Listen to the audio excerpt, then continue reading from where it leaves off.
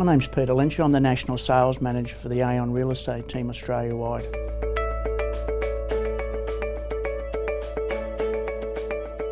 And look, there's a lot of varied actions and allegations of negligence against the real estate agents, but primarily you can put them into two areas: sales and property management. In the sales area, main allegations arise out of misleading, deceptive conduct in advertising, and that's where, using terminology such as never to be built out, unlimited potential, unlimited views, they all create problems potentially later on with purchases.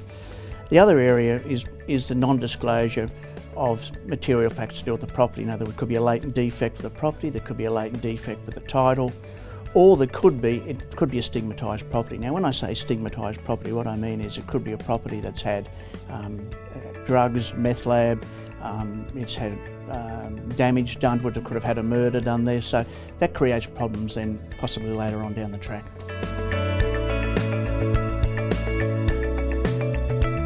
Well, most importantly as an agent is to disclose any factors that could affect the saleability of the property. Always act as a conduit of information. In other words, only be passing on information that you've been given, not elaborating on it. Most importantly, when you are passing on information, having verified the facts, where those informations come from.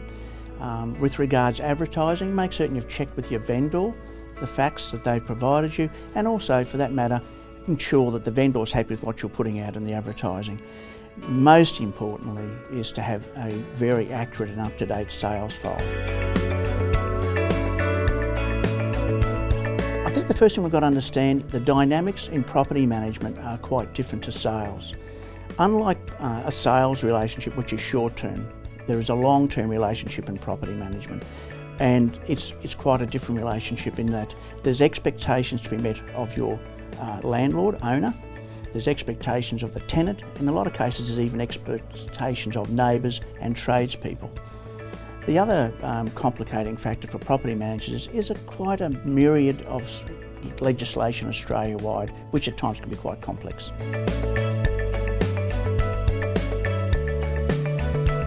Look, it's simplifying it down probably to 5 key areas, and that is really mismanagement, which causes property damage, mismanagement that causes bodily injury, defamation and discrimination, and the other key area is fidelity, where the property manager has taken funds out of the trust account.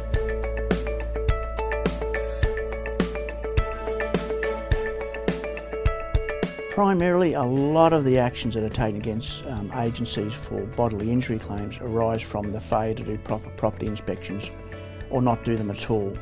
So, there's a number of steps you can take. Make certain that you always are doing regular inspections, that you're thoroughly documenting those inspections, that you're keeping accurate file notes on those inspections, that you are notifying and keeping the landlord fully apprised of where the property is at with any sort of work that has to be done. If there's something in the property that could cause injury, you need to be notifying the tenants. You want to make certain that their safety is paramount. They're the sort of things you need to be doing. If possible, agents start to use electronic systems that prioritise and keep accurate records that are compliant. And that way, all the day-to-day information is going back and forth between landlords and between tenants is electronically kept. In the event of a claim, it's easy to use that to protect yourself. In the absence of electronic or written support of what you've done, it's very hard for your lawyers to defend the claim.